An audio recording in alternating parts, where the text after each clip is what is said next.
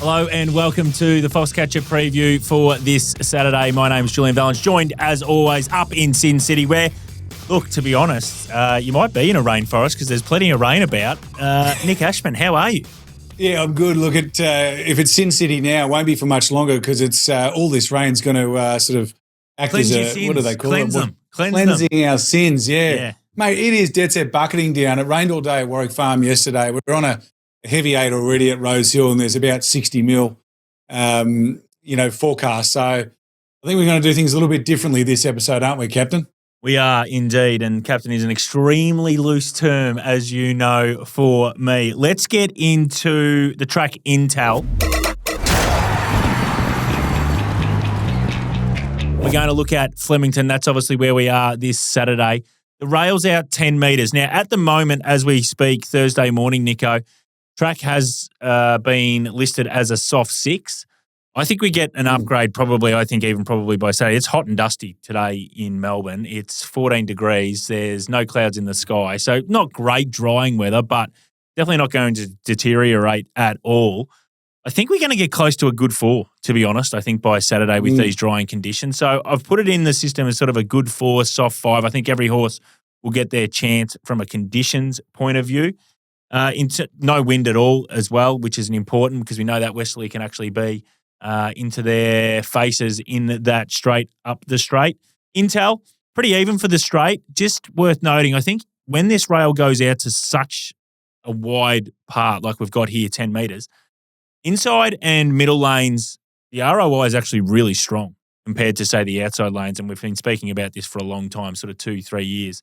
The outside has always been the place, those outside lanes. But just back with the rail, this middle probably the advantage. But don't be giving up on inside lanes at all on Saturday up the straight. So I think it'll be pretty fair. In terms of the circle, I reckon the sweet spot's going to be on speed, worse than midfield. I just think, the ROI, the numbers that I have, Nico, leaders and back markers, just a low percentage play. We know Flemington overall, leaders do struggle compared to tracks like, say, a Caulfield or a Moonee Valley. So that's how I'm going to play. You got any other intel that maybe you could lean the punters into in terms of lanes? Because I know that's sort of where you work into. I sort of work on positions in run, and you sometimes can provide a bit of data on the lanes. Yeah, the stuff that I get through is saying lanes 4 to 9, and that supports exactly what you're saying in terms of position in run, and that is that I think leaders will be at a little bit of a disadvantage. That's quite typical at Flemington.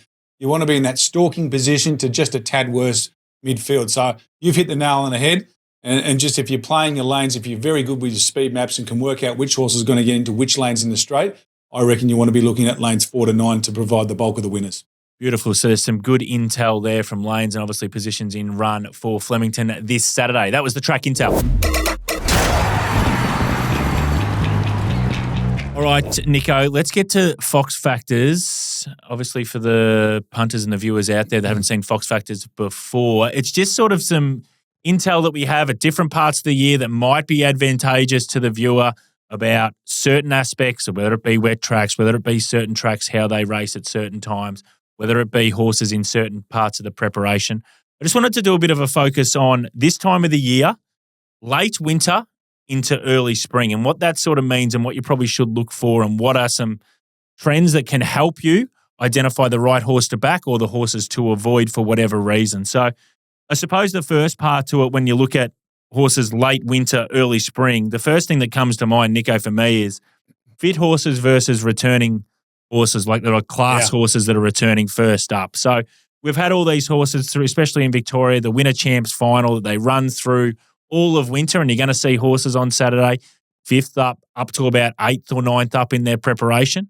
And now we're getting into this good start of early spring in terms of these races. You're going to see these better class horses starting to resume first up. So we're going to see it this week. We're going to see it next week.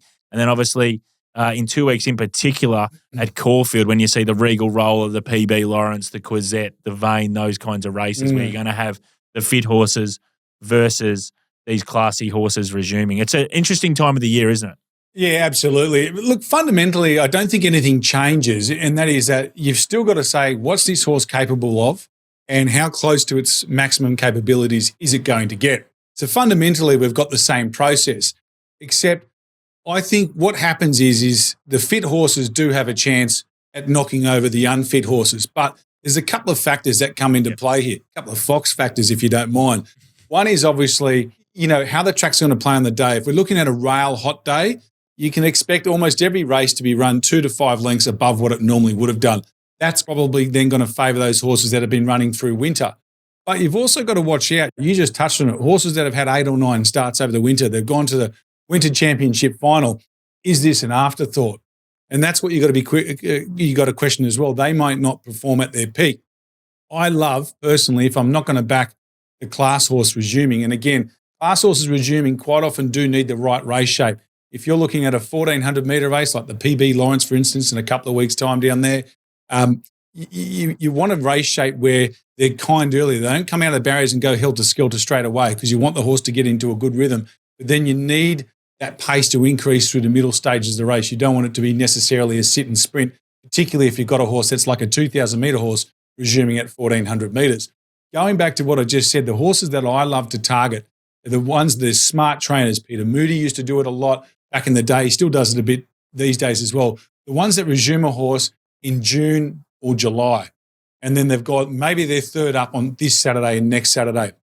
Clearly, and particularly if it's a mare or if it's a colt or an entire, what they're probably trying to do is get enough domestic rating points to get into a stakes race early and catch the good horses napping and bag some valuable black type for their pedigree. They're the kinds of horses I think you want to be following between now and the end of August. Yeah, it's a really good point. And I think you touched on it as well. Track conditions, the race shape is just so important. I think more so for those horses that are resuming, as you said, they want that softer early speed. Whereas if you're 7th up, 8th up, what's your best asset going to be? Absolutely your fitness. And you want to be able to take the guts out of those horses that have got more class than you. And if you're both 4th up, you know what's going to happen. But you get an opportunity, and we've seen it so many times, in races like the PB Lawrence and even the Memsey to some lesser extent, where they just catch these horses on the hop. So we're going to see that over the next 3 or 4 weeks. I think the other factor too that we want to add into that I think is important, Nico, is the market intelligence and how important the market can be, especially on those horses that are first up. And we'll see a horse in particular like Splashback in the Ori Star, which we'll get to a little bit later in the show. You'd want to see that push, not early doors. We know that she's going to be supported, say, Thursday and Friday. Everyone's going to say, hey, I want to be with this horse. And she's been $2.90 into $2.50 thus far. But you want that market support at the death. The last 2 minutes, we know the volume increases. The bigger guys that actually shape these markets play at that stage. That's when it all happens. And that's so important, I think, on these first up horses is you want some support because if you don't get it, they're out the gate and usually they run accordingly. Yeah, and I think out the gate's the issue. If they open up $4 or $5 and they hold that in a race where there's fit horses, I think that's a good sign. Yep. Or at least somewhat of a positive. It's more if they open up $4 or $5 and they're out to 8 or 9, it probably means that they need the run. 2 points I want to make to you. First of all, I feel like the market's, it's a little bit of D-Day this spring for the market. You and I spoke about this in the autumn. It's not probably quite as efficient as it once was. And so I've sort of seen a few horses backed first up or not backed first up and let to drift that have performed. And I don't think the market was quite as reliable in the autumn just gone as it has been in autumns in previous years. So I want to see what the market can do for us in the spring. The other point I would make to you on that is if a horse opens up, as Splashback did on Wednesday afternoon, and he gets hammered by the early punters into around that $2, $2.10 mark, and then she creeps back out to $2.30 on race day, I wouldn't necessarily take that as a negative. You might be looking at the $2.10 out to $2.30 when you're seeing a market update on the telly or radio, whatever you're doing. Don't look at that as necessarily a negative. If there's no deductions, it's still trimmed up from its opening quote. So you just got to keep that in mind as well. Yeah, all really good points. So that is the Fox factors for this week, and keep it in your back pocket for the next 3 or 4 weeks. It will be important with these resuming horses versus the fit horses. All right, feature race this week at Flemington, Nico, is the Ori Star. So let's get a points bet market up for this race, and dominated by the mare Splashback for Graham Begg, who, look, in its last 2 starts has been outstanding, and we'll go through in detail about those 2 starts. But first up, Caulfield 1200 was really good in a slowly run race, and then was heavily backed, short price favourite, and got into a really awful position at Flemington, but somehow won over 1,400 metres. She's back. She's clear-cut favourite. A horse down from Sydney that you'd know probably pretty well, King of Rousseau. Last two numbers have been massive. Again, we'll talk about him in a little bit more detail. He's no mug. He's solid enough in the market. Marble 9 just continues to be able to win at the Flemington Straight. So, again, you'd think it'll probably have the map advantage over those other horses. And then we're getting out to, bigger prices, the rest. But those three probably dominate from a market perspective. Overall, the Ori Star, you can just provide a little bit of background about the race as a total. Yeah, I think, look, it's good to always look at history. You and I are ratings guys. We love our numbers and sectional times, but history does have a habit of repeating. So it's always good to go back and have a bit of a look and factor that in. Favourites have had a good record in this race, Jules. And this is once upon a time a race that Bart Cummings used to kick off his Cups prospects. And it was a real sort of pipe opener in the spring. And I think Hyperno might have been the last horse to run in an Auries and go on and win a Melbourne Cup. That might have been back in 1979. I'll have to check. But 9 of the last 21 editions of this race, the favourite has won. So that's good for splashback. If you had $100 on every favourite since 2004, you'd be up about $800. Okay. So it has been quite a good race for the favourites. Only 2 winners have won at double digits over the last 20 years. That's Broken in 2013 and Sosi Bond in 2019. You're looking at your barriers. About 2 out of the last 3 editions over the last 2 decades have been won by horses in barriers 5 to 9. And every winner over the last 5 years has won from barriers 6, 7 or 8. So there's something for you with those middle gates. In terms of the mares, that's what Splashback is. Obviously, Right to Party won last year in 2024. But you've got to go right back to Hula Wonder in 1999 to find the last mare. Only 3 girls have won in the last 30 years. So it hasn't been the best race for the mares. In terms of age, 8 of the last 12 winners have been 6 years or older. And looking at your lead-up runs, 3 of the last 7 winners have run in the Bletchingley Stakes, and all of them placed in the Bletchingley before winning the Ori Star. So a little bit of history there, Jules, and we'll find out on Saturday afternoon if it repeats. Yeah, absolutely. So there's some history. So now let's get into trying to predict what the future's going to hold. And the way to do that to begin with is obviously look at a speed map. Now, they're going to go up the straight here, Nico, so it's an interesting one. You'd think sort of Joyful Fortune, She Dances, and probably Marble 9 are the 3 that probably come out and are happy to be sort of facing the breeze as a whole. Yep. Is that how you've sort of got that sort of setting up as a starting point? Yeah, Jules, that's exactly how I've got it as well. And I think you touched on it in the track intel that the inside part is probably not going to be as inferior as it usually is in straight races. So Joyful Fortune will come out and probably be content, one would think, with staying on the inside. I won't look to burn across the face of the other 2. So that's something for Joyful Fortune fans, and the team are going very good. The Hayes boys, well above or beating market expectations. I'll get it out eventually. I wanted to ask you, King of Rousseau and Splashback. If you're on Splash, you try and kick up and keep King of Rousseau out facing the breeze, or do you let him in and get on his back? Yeah, this is the interesting one because when I was doing my map, I sort of have got King of Rousseau's obviously drawn 12 and Splashback's drawn inside it. So you would sort of think, well, it could be the reverse. King of Rousseau gets the back of Splashback. But my sort of theory with that, Nico, is that you got the kid Tom Preble on Splashback, and I think he'll probably have the instructions of just, hey, let's just be conservative. We're probably going to have a big prep ahead of us here.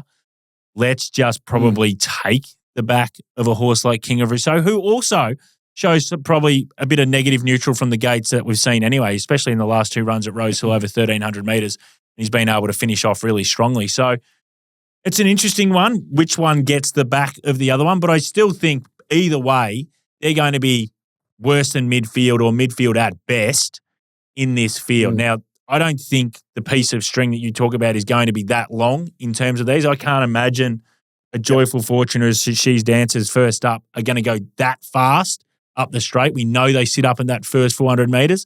Marble 9, I think its best asset is to try and make them go as fast as they can early to take the guts out of King of Rousseau or in particular Splashback. So she's chasing at a time when she doesn't want to be chasing. She's off 42 days. She's not off 200 days. So that's probably okay for her as well.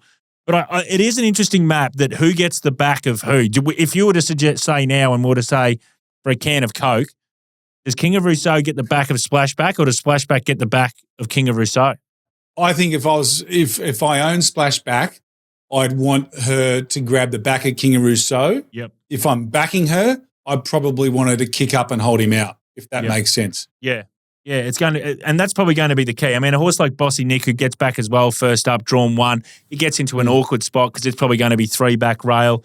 And I think the other horses like Miss Aria's first up, I think she'll be really conservative from the gates as well. But it does seem to set up that Marble 9, because it's drawn 11, we know it's going to go forward. And then is that line going to be Marble 9, King of Rousseau, and possibly Splashback, or something like that line, that Marble 9 is going to be the one that actually gives the trail to those other 2 horses that are high in the market. So really interesting to see which one gets the back of which, but it sets up to be a pretty strong Ori Star, I think. And Jules, when the outside line, if you like, down the straight has possibly superior horses in it, and, you know, we don't know what's going to unfold, but we do think that Marble 9's probably the best chance out of those 3 leaders that we can see stretched across the track.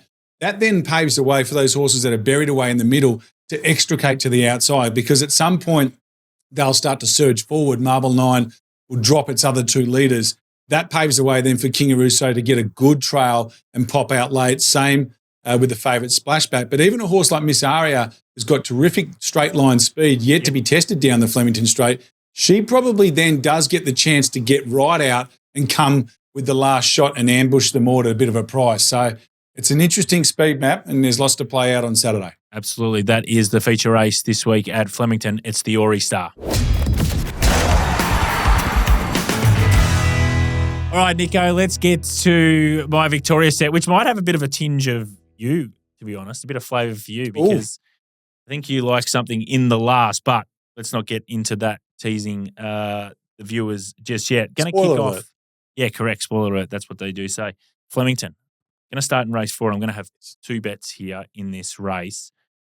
I'm going to back the 6 Call to Glory, and people will be yelling at the TV going, well, how can you be tipping this horse? It's a 1,000-metre horse and it's a bend horse, and I agree with everything like that. I just thought back in this race, so we're actually this is the race that was won by Lose More, Win More, or Lose Some, Win More horse, that race, and we got the replay here. Yep. Yeah, absolutely. Call to Glory's back on the inside. That just wasn't the place to be. And it's just, I thought it ran really well, ended up running 4th or 5th, knocked up. But I just thought now with the inside, it's drawn 1. I think the inside's going to be okay. It has won at 1,100 metres before. At Hamilton last prep, it was pretty strong, did a good number. Jordan Weatherly's in the saddle. 5 wins on the horse, so gets on really well with it. Just might be able to keep running, and these others just might be off. Just let it go, thinking it's going to come back to them. So I'm happy to back Call to Glory. But in the same race, and again, this horse comes out of the same race that we've just identified, and I'm going to back Documentary.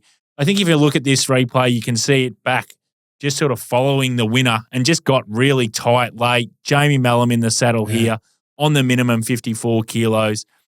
1,100's better than the 1,000, which what that race was when it was first up.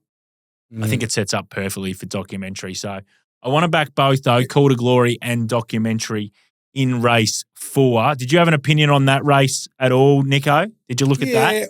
I thought Eye of the Fire. Maybe it's just, you know, with Sydney likely to be off, I'm sticking with my Sydney connections. But 3 of his 4 wins throughout his career from 16 starts have been at 1,100 metres. Both his runs this campaign have been over 1,200. One was behind Lady Extreme, who's having the best prep of her life and was very good in the listed morning at her most recent run. And the other one was down the straight, first go down the straight. He was only beaten 2 1/4 lengths. And I just thought he got a little bit lost at his first look. I think he'll be a huge improver. I like the outside draw for him. I love him back to 1,100 metres. So each way around that $8 mark for me, Eye of the Fire. Beautiful. So race 6, my next selection. Now, this is purely a speed map bet. This horse is not the best horse in the race. I think Zoo Sensation sets up really well. I just don't know where it gets to from 10 with Jamie.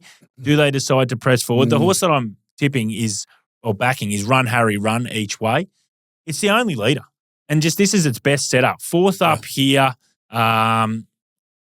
It just gets its opportunity. I think drier the better for it. So if this track continues to dry out, I know leaders is not great at Flemington, but if you give a horse that's got some pretty good ability, just an opportunity to have free rein, then it might be really hard to run down. And as I said, if they decide to go back on Zoo Sensation, then I think it's in trouble. If Jamie decides to go, hey, there is no speed in this race and sits outside Run, Harry, Run, then Zoo Sensation's probably clear-cut the winner and probably should start with a 2 in front of it. But that'll be interesting from a tactical point of view. I just want to back Run, Harry, Run each way from a speed map point of view. Race 7, big race, the Ori Star. We've spoken about it, and Splashback deserves to be favourite. Just can't get it to that 250 mark, but she could easily come out and blow them away. I want to be with the Sydney sider here, Nick. You've probably seen this horse a little bit more than me, but its last two at Rose Hill over 1,300 metres have absolutely been breathtaking, to be honest. I think the drier, the better for this horse as well, which is going to suit it. It's an interesting one because last start, it actually beat a horse called Little Contre, which you tipped last start and backed last week, and it was off the map. So I think the market loves this race as well. I've got to go on plus 7.5. And this horse came off their backs and stormed home, last 400, 200 outstanding off a really good tempo. This horse, its last two starts for me are its peaks. Are you similar, that it's just been its peaks? Yeah, it has been. And there was a big spruik on this horse to possibly be a golden slipper contender when he was in his juvenile season, and he never quite got there. And I think he's just starting to put it all together now. I think he's better with a little bit of cut in the ground, though. He's only one minor placing from 6 starts on good track. So even though he's got that good turn of foot, I just think he seems to perform with just the edge off. So all eyes will be on how dry Flemington gets on Saturday, in my opinion. So we'll see what pans out, but definitely agree with you. He's in career best form. Yeah, absolutely. And let's get to race 8 for me. Again, 2 selections, one long day. And again, I just hate this setup. 1,200 to 1,600. We don't like that. Interesting to note here for the punters, this horse has actually had a jump out 1,400 metres Ballarat synthetic on Tuesday. This week, Tuesday, so 2 days ago. It's had the jump out. Don't see that too often. Its numbers last prep, outstanding. This is a really good horse. There's no doubting that. It was off 151 days last start. Unsuitable distance. I thought it ran really well. Ran second. It did go 12.50 to 15.50 last prep and did win at Moonee Valley. So it's okay, but I would prefer another run into it. But it could be half a run short, but one long day. Keep an eye on it. It's a really nice horse. And I want to back the bottom one, Far Flung. Blinker's first time. We can see it here. We've got a replay. 4th up now, peak fitness, on speed. Jamie Mellon, I think this is peak run for the prep, Far Flung, and I think you get an each-way price, so you back it as well. So one long day and Far Flung. And your quick one in the last race, you're just having something at a price. Yeah, number 3, Electric Bell. Look, she resumes here, but she's only off 84 or 88 days, so it's not a traditional break. It's a little bit less than that. She's had the 5 runs for no placings at Flemington, but she's had a bit of bad luck and wanted to over race a couple of times. So I think the key here is Damien Lane, first up off a break. Damien's had 3 rides on this mare for 2 wins in a second. He's got a good affinity with her. My guess is that they're going to look to try and possibly be fairly forward in a race like this, not in terms of the map, but put herself right in the race and maybe earn herself a spot in the lower grade stakes race to get that valuable black type that we were talking about at the start of the show in Fox Factors. So she'll do me each way at a big, big price. Beautiful. Okay, so that's my Victorian set with the sprinkle of Nick Ashman.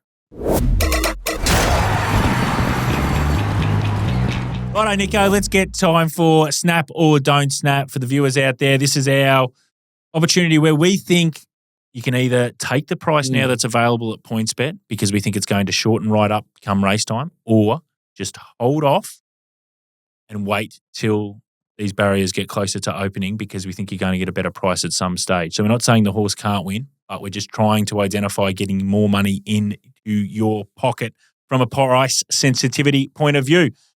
Kicking off in race 1, number 1, Hillier. Now, this horse won a Newcastle maiden.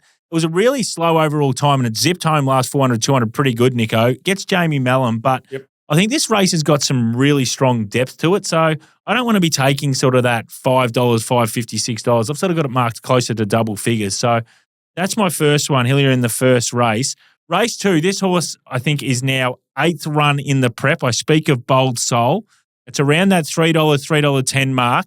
It's actually never started that short in Victoria. Now, it has started a couple of times shorter in Tasmania when it was a 3-year-old, but it's had plenty of goes. It's just never been able to start that short. Now, I know these horses run against each other every week, and this horse is probably really well weighted in comparison, but I just don't want to be taking 3.10 320 about this horse in this kind of race when there's a couple at the top who are struggling for ability at the moment, but they're class horses who are first up and might be able to just eat up a bit more percentage. So I think you get a better price, Bold Soul, in race 2. Race 5, number 1, Aztec State.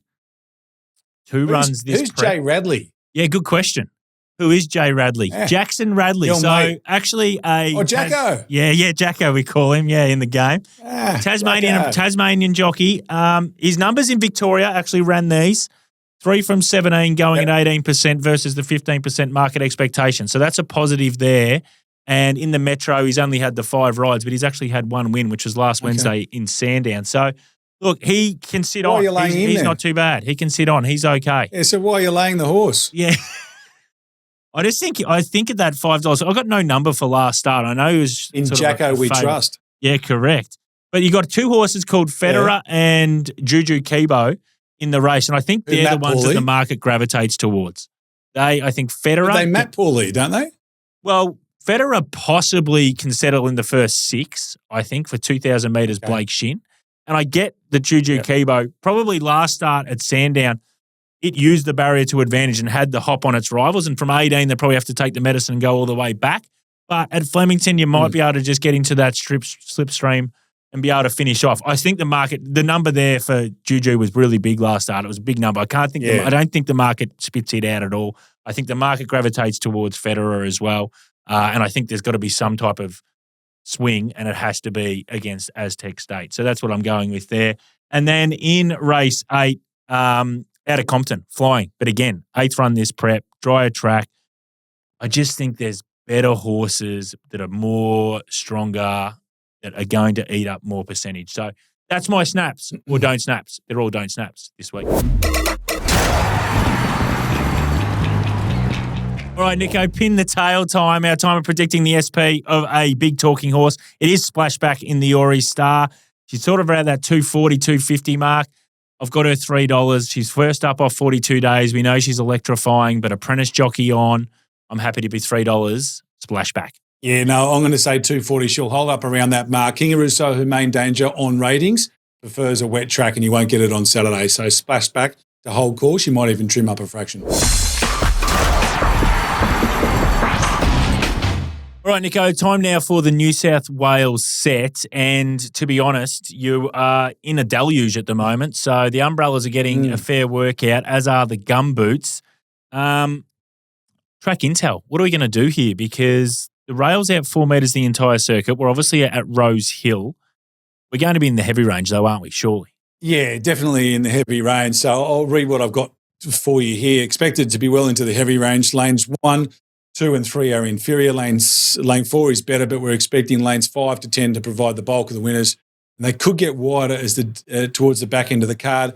On pace and forward of midfield still to be an advantage, a bit of a traditional up and off. So that's the track intel for Rose Hill on Saturday. Just with that, you're a betting man, as we all are.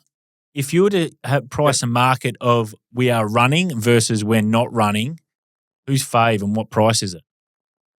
Oh, not running's got to be the favourite. I think there's still about 60 mil to come, and we're already into the heavy range. Even now the sun's out and it's just absolutely pelting down outside my office window or studio window here. So I would say I reckon probably between $1.35 to $1.50 that we're not running. Okay. And then, whatever you want above that. So $3 if it's $1.50 that we are. All right, beautiful. So that's the track intel and obviously a price as well of whether they're running or not. And we'll put that up on the PointsBet app. We will not be putting that up on the PointsBet app.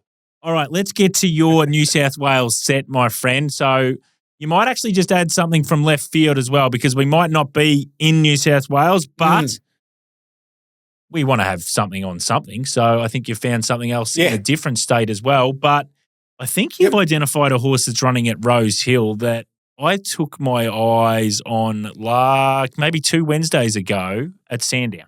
Yeah, Juju Kibo in race 7. Now, obviously he's in at Flemington on Saturday and is a good chance there. But just when he got a little bit of cut in the ground last time out at Sandown, and it may not have been the cut in the ground, it may have been other factors at play. I definitely can see that. But he certainly didn't dislike that soft 5 conditions that day at Sandown. He pulverised them. His figures that day were outstanding. Rukaka Raider, who was second to him, is a pretty handy horse. I've got him as being potentially a really good wet tracker. We'll find out more on Saturday if he runs. Braith knocks in the saddle. He's been riding pretty well, above market expectations from his last 100 rides. After the claim, this horse will carry 54.5 kilos. I can see Federer's in the race as well. They're both in the same race at Flemington. Federer's better on top of the ground, so surely they keep him at Melbourne. If they do, there's only about a 16 cents deductions. You're getting around that 240, 250 mark about Juja. I think he's a great bet and the best bet at Rosehill on Saturday. Still on that race, Canberra Legend is the fly in the ointment. But he's got 59.5 kilos. He's got to give us 5 kilos on what's probably going to be a really wet track. But I want to make the point that his second up run over 1,800 metres, when he probably still had some fitness to come, was pretty good. The third up at his only 2 runs in Australia, when third up from a spell, he's had excuses in each, poorly out of the barriers, wide no cover, and he's raced at the Group 3 enlisted level. So other than Juju, who's probably a stakes horse in the making, the rest of these horses are certainly inferior to what he's raced against third up in the past. Yeah, he was outstanding, obviously, at Sandown. It was sort of third up. He was ready to explode, and he did. They rode him a little bit warmer. He drew nice.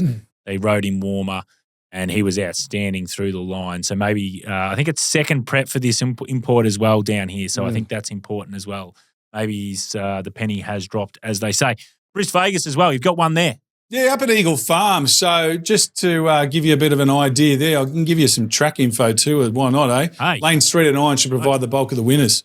So it means that you usually when we get this report, it means you can win from anywhere with a small advantage of being forward of midfield. Just on those track reports, check out the socials and the YouTube channel. I'm not sure what the boys are going to do, but we're going to have all 5 metro tracks, track intel, packaged up in one thing every week for you. You'll be able to just sit there and watch it all in about 8 minutes and know exactly where the winners are going to come from all 5 metro tracks every Saturday right here on Foxcatcher. But going back to Brisbane Race 8, number 6, Depaw. Adam Campton's a pretty handy trainer. This galloper resumes from a spell. He resumes at what I think is his pet trip, 1,000 metres. You and I are going right back to the sectional, going right back to our sectional stars, Dave, spoken about this for a long time.